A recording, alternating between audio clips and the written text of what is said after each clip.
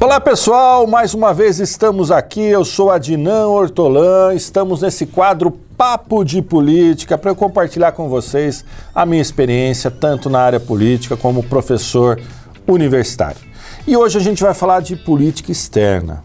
Afinal de contas, o anúncio da tentativa de entrada de países como a Suécia e a Finlândia na OTAN aqueceu mais ainda a conturbada política europeia, a relação entre Estados Unidos e Rússia. A Rússia está aí envolvida aí, com a Ucrânia, a guerra da Ucrânia, que tem a ver também com a tentativa da Ucrânia em entrar na OTAN. Enfim, realmente é uma situação que pode piorar, né? Caminhava aí para uma solução de paz rapidamente e cada vez mais os cenários, eles indicam que vai ter um recrudescimento, vai ter aí um fechamento das relações entre a Europa e a Rússia. Podemos ter uma guerra mundial? Difícil ainda dizer sobre isso, mas realmente o cenário é um cenário que nos deixa muito preocupados.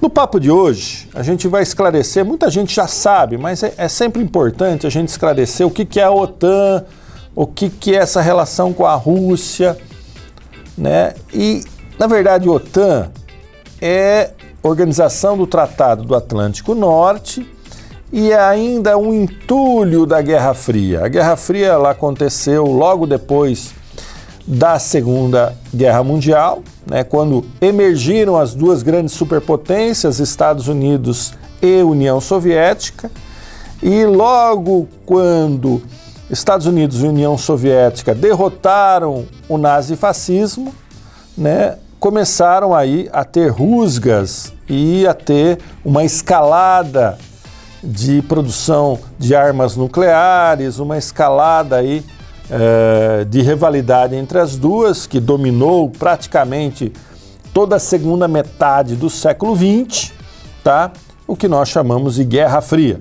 E os países, para se defender do lado dos Estados Unidos, os países aliados dos Estados Unidos, especialmente da Europa, eles organizaram a OTAN, que na verdade, iniciou com 12 países, que é, na verdade, uma união militar entre os países ocidentais, em que basicamente, se um desses países fosse atacado, os outros automaticamente defenderiam esse país. E do outro lado, a União Soviética organizou com os países do leste europeu o chamado Pacto de Varsóvia. A OTAN foi criada em 59, Pacto de Varsóvia, ou melhor, a OTAN foi organizada em 49, Pacto de Varsóvia foi organizado em 1955, tá? E no meio desses dois países, desses dois grupos, tinha a chamada Cortina de Ferro, né, que dividia a Europa Ocidental da Europa Oriental, e o Muro de Berlim, ele foi o exemplo mais visível dessa divisão que tinha no mundo. Com a queda da União Soviética, né, na década de 90, aí nós tivemos aí a queda do Muro de Berlim, no final dos anos 80, a queda da União Soviética. Em 1991, nós tivemos aí o enfraquecimento e a dissolução do chamado Pacto de Varsóvia, mas a OTAN continuou. E a OTAN, havia um acordo não escrito entre Estados Unidos e Rússia, que a OTAN não iria ampliar seus domínios sobre as antigas repúblicas soviéticas. E, de fato, isso não aconteceu. A Lituânia, Letônia acabaram entrando para a OTAN. E quando a Ucrânia ela se arvorou no direito de entrar na OTAN, depois da invasão da Guerra da Crimeia, né, com a anexação da Crimeia pela Rússia, e aí a Rússia invade a Ucrânia e é o cenário que nós temos hoje na Guerra da Ucrânia. E agora, dois países escandinavos, que historicamente eram países que sempre se mantiveram à margem, fora dessa disputa entre OTAN e Pacto de Varsóvia, dessa disputa entre Estados Unidos e Rússia, anunciam que tem a intenção de ingressar na OTAN.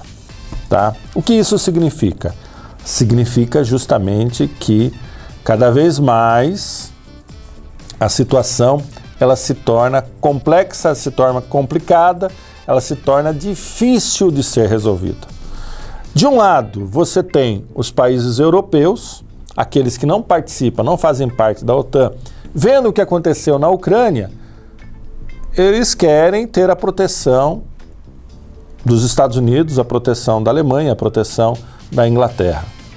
E do outro lado, você tem a Rússia, né, que se sente humilhada porque as antigas repúblicas que faziam parte da União Soviética, países que fazem fronteira com ela, acabam tendo a intenção de ingressar na OTAN. É uma situação muito complexa, muito difícil e que é um passo atrás na política internacional. Porque até então a gente imaginava que a grande disputa que aconteceria seria Estados Unidos e China.